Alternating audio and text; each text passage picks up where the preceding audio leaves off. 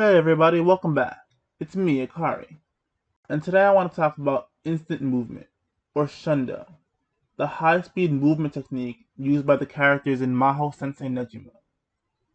Basically, this is the equivalent to things like the after image from Dragon Ball, or the flash steps from Bleach.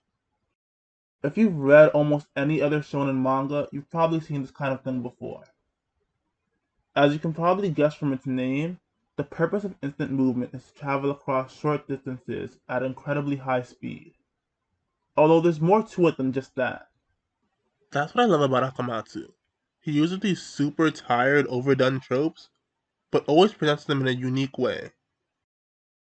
I should probably mention that certain characters may refer to this technique by different names. Ku calls it vital step, and Kaede calls her version ground contractor. But there are no functional differences between the two. So regardless of what they say, they're all talking about the same move. To use instant movement, the person first has to gather either magic power or ki into their feet, then firmly grasp the ground with their toes and push off. This is called the entry. At this point, the person becomes invisible to the naked eye, but they still have mass and momentum. To stop the movement, they have to grab the ground again and exert a force equal to the one in the entry. This is the pullout. Neji had a lot of trouble mastering this in particular, and usually just slid across the floor until he crashed into a wall. This means that if their opponent is skilled enough, they can anticipate where they will be and counter appropriately. Or even worse, intercept them mid-movement, like when Takamichi tripped Neji just by sticking his foot out before he could finish the move. And I have to imagine that any rough or uneven terrain would cause similar problems as well. Remember, they're actually moving, not teleporting. That's why at the end of it, they're almost always crouching, or positioned like they just landed a jump. This is sort of a plot point because Chow was somehow able to disappear and then reappear without any visible motion whatsoever, and no one could track or censor when she did. That's because she wasn't actually using instant movement. She was jumping into different time periods with her Cassiopeia. In UQ Holder, Nagumo did something similar, and he definitely doesn't have a time machine. But he implied he was using some sort of advanced stepping technique that was slightly different from instant movement. But we never really get confirmation one way or the other. When Neji first learned it, he left himself open after the initial movement, but through his fights with Takemichi and Setsuna, he learned to do it multiple times one after the other. So it is possible to use it continuously if you're experienced enough. There's also a variation called void instant movement, or empty air instant movement, which is just like the regular instant movement, but in midair. This technique doesn't allow you to fly. You would still be affected by gravity, but with void instant movement, you can extend the range of a jump or change your direction in the air. I wish we got a detailed explanation about how exactly this works, but we don't. I assume that just like the standard version, ki is gathered in the user's legs, and then they grasp the air to somehow compress the air beneath their feet and create a foothold to push off from. We do know that it's a very high level technique.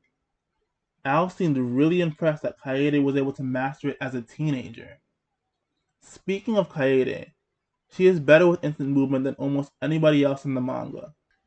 The standard instant movement has a range of about 7 to 8 meters, but Kaede managed to do one that was over 700 meters. This infinite ground contractor not only completely shattered the building she was standing on, it also broke the sound barrier. And keep in mind that Kaede is self-taught. Instant movement can also be used to run straight up vertical walls or even across the surface of water. Both of these applications take a lot more skill than the base technique, but I don't think it's quite as much as void instant movement though. There is one final type of shundo which Neji created by using Magia Erebia, called Raisoku Shundo, or lightning speed instant movement. I'll explain this in detail when I make a video on Magia Erebia itself, but the quick version, no pun intended, is that by using Magia Erebia, he assumes the properties of lightning, so his instant movement is literally lightning fast, 150 kilometers per second. That is obviously insane, but because it derives from Maggot Erebia, and no one else really has access to it. Instant movement isn't only useful for evading though. Tota proved that Shundo can be used to increase the power of physical attacks. By using instant movement, but keeping his feet anchored to the ground, he can then transfer all that force into his fist for a devastating punch. This was effectively his finishing move for the first few arcs, so it's pretty strong. He can also apply the same principle to arm wrestling.